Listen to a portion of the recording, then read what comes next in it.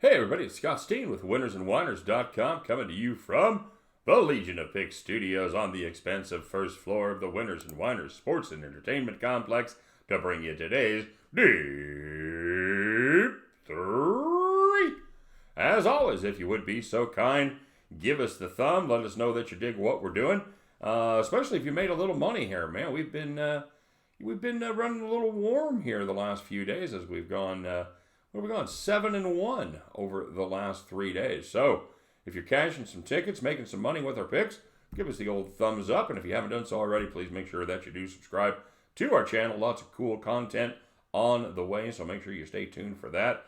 And of course, what would it be without you? It would be absolutely boring. That's what it would be. As we want to know what you guys are playing today. Are you riding the hot streak with the Deep-3? Maybe you think he's run out of gas and you're going to fade him. Come up with whatever you got for your own plays. Put those in there as well. Tennis, golf, we don't care. We are an equal opportunity site as we, whatever it is, Korean baseball, Japanese baseball, doesn't matter. Can you bet on it? Can you get a number? Can you get a bet down? Can you win it? That's all we want to know. When you win them, we will, of course, we will reward you accordingly with the shout out at the end of the next video. And if you win enough, you will be the much coveted the 24-hour king or queen. You will be the capper of the day. So make sure you check out our websites as well, winnersandwhiners.com, statsalt.com. Hey, you guys are doing your own capping out there. You know you got to stop by Winners and Whiners and Statsalt to check out the latest information and the story behind all the numbers.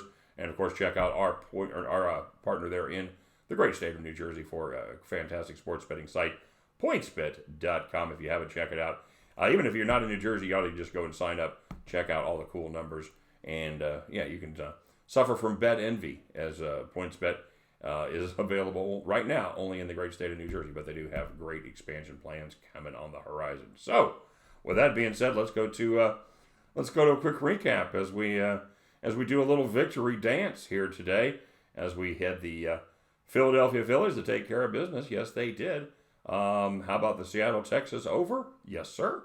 And can I interest you finally in the Los Angeles Angels doing what they should do against a bad Detroit team as they covered the run line? So 3-0 we go there.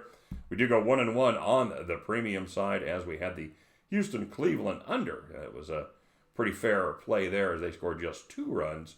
And unfortunately, we also had the Arizona and New York Yankees over. Arizona squandered a number of opportunities, especially early against Yankees pitching.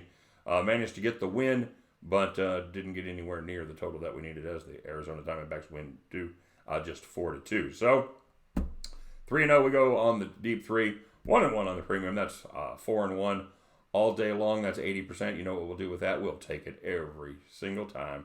So let's see if we can keep it rolling here as we close out the month on a high note. Taking first a look at the Pittsburgh Pirates and the Cincinnati Reds there in the National League Central. I think these two teams are done dealing. The Reds pulled off a big deal yesterday, getting Trevor Bauer from the Cleveland Indians in exchange for Yasiel Puig was the headliner there, and so we'll see what happens with that trade. We'll see how it impacts. Puig was having a decent season, and his bat definitely will be missed on a Cincinnati team that at times can struggle to put up runs, but that's against normal teams and normal pitchers. Neither is what we have here. The Pirates finally got off the schneid yesterday after dropping 9 straight. Luis Castillo, we have ridden him a lot, both on the premium side and the Deep-3. He struggled his last start, and I think that's going to keep the price down just a little bit, although it is still pretty prohibitive price. But he's having a great year. He's been really good since the All-Star break of last year. He's got a 2.78 ERA overall and a 2.4 ERA at home with a .96 whip there at the Great American Ballpark. Agrazel has decent numbers, but it's hard to understand why, okay? He's got a low whiff rate, like 6%, which is just absolutely dreadful. League average somewhere in the 10, 11, or 10% range. He doesn't strike out any batters. He doesn't get ground balls. He's a fly ball pitcher.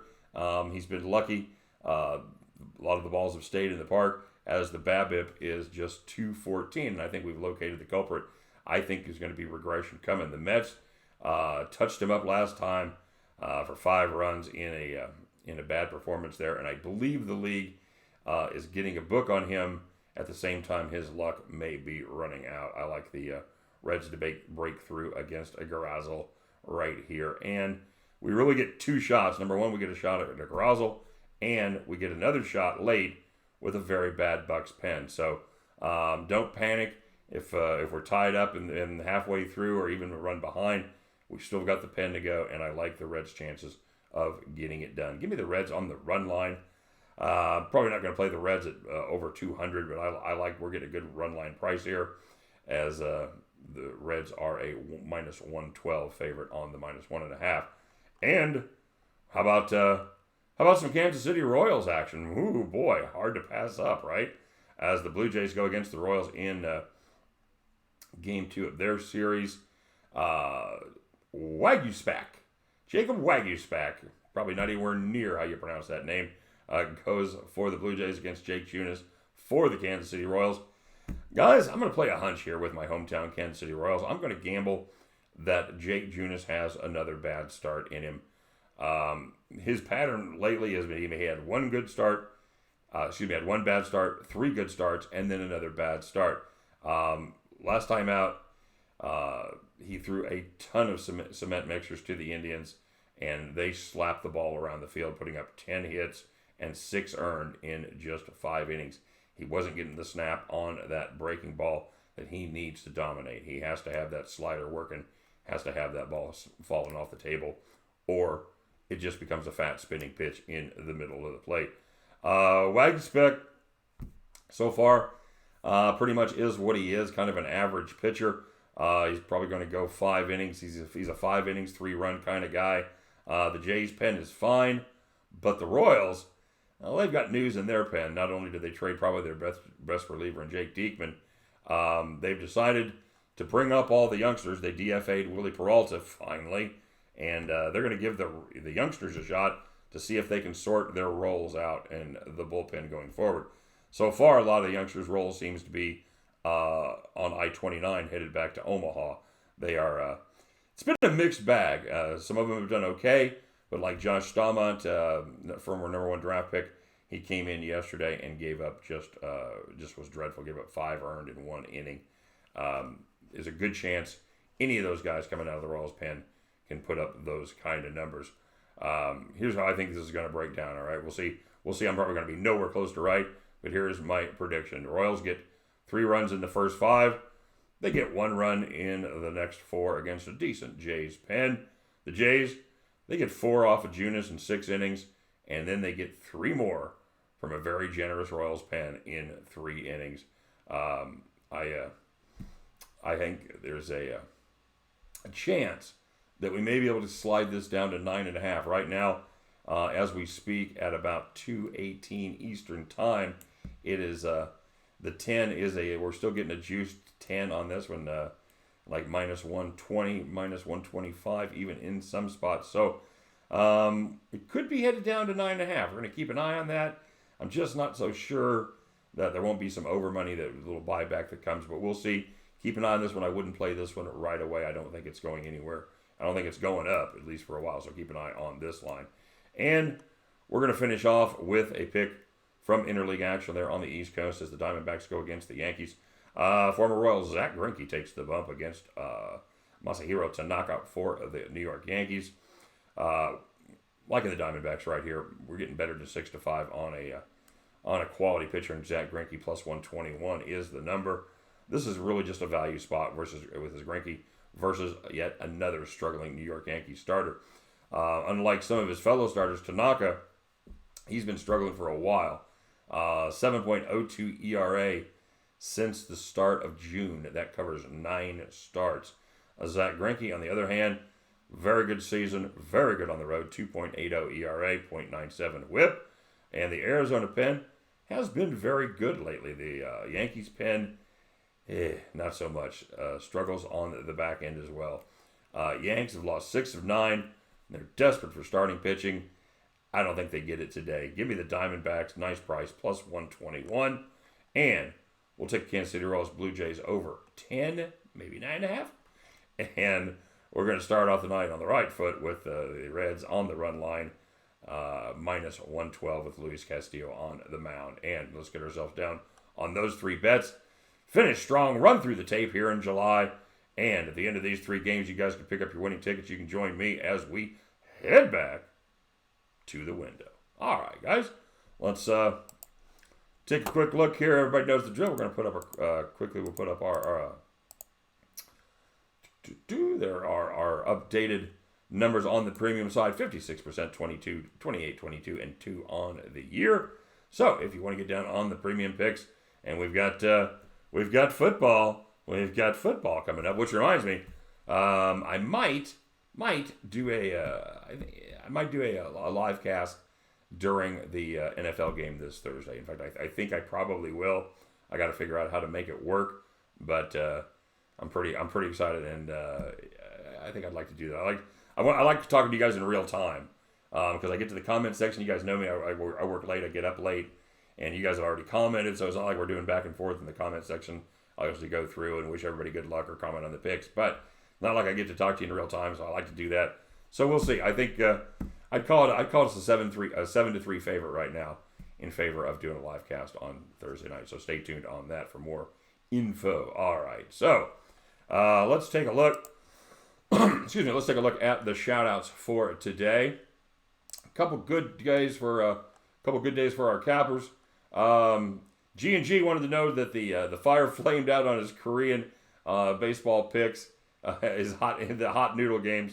He said he was top heavy on the Angels last night, and G&G, he's got good advice here. He said it's time to take a couple days off and go fishing. He said it should be safe now that the helicopter mosquitoes have finally died off, and he's absolutely right. I used to fish Lake of the Woods a couple times up in northern Minnesota, and those mosquitoes, man, they are brutal. I don't know what the hell they're doing for the rest of the year, but man, when it gets to be late July, early August, holy crap, those things are nasty. So G&G going to go find him. I don't know, what are you going to go? Maybe get you a couple of northern pike, something like that. Maybe some char. I don't know. That's maybe some panfish. I don't know. Let us know how you're doing, G. And yeah, good luck. Good luck with the poll. He does have some Korean baseball for today, so we'll see how that goes. Oh, and he ended up playing a Japanese pick as well versus the Yomiuri Giants versus the Carp. So we'll see. How could you not like the Carp right there? He's got the under in that one. So Mikey B had a fine day. He's again, he showered us with blessings for the entire chat, and the universe rewarded Mike with a 3-in-1 day. Plus 132 as he had St. Louis on the run line, Tampa Bay on the run line, and the Seattle, Texas over. And he also laid some serious juice taking San Francisco on the run line, and they did not do their thing. So cost him a little bit of juice there. Ends up 3-in-1 plus 132 on the day. Landon Hayes. Landon had some fine picks. He had the Astros and he had the Mets. Had the Angels in a parlay. That worked out, but he had them tailed with, had them linked with the Giants, Phillies over, and that did not come in. He did tail the Seattle Rangers over, so he got home on that one. Fine day for Landon as he goes 3-in-1 plus 190. Kyle Zukowski. Kyle's back in the Braves today. Good call. And Houston. And took a couple spins on some little dogs and almost got rewarded, especially in that Marlins game. He had the Marlins plus 138 as the Twins. I believe they won that one 2-1. And he also had the Giants. He said they've been he apologized for fading me, which you never have to do. Like I said, man, I say it all the time. Just use these as one of the tools, and sometimes it ain't the right tool for the job. So if you want to go the other way, if I'm handing you a screwdriver and you need a claw hammer, grab that claw hammer. Unfortunately, tonight picked a bad time to stop sniffing glue. Picked the wrong time to fade me. As the Philadelphia Phillies took care of business there against the Giants, and he also had the Padres in just a brutal game there in Baltimore. Jesus, he had them on the run line. So yeah, not a terrible day for Landon. He got I think he ends up going. For Kyle, he ends up going 2-3 on the day and pay a little juice there. So again, kind of day where you keep your powder dry and you can fire at him again tomorrow. The Ninja had a lot of action today. He got home on the Athletics, the Phillies, and the Braves. He had a couple dog picks, the Marlins and the White Sox. White Sox didn't get there. Marlins were very close. Not bad picks at all, Ninja. Kent P. A lot of Yankees money out there today, by the way, guys. A lot of guys taking the Yankees, and they were very disappointing.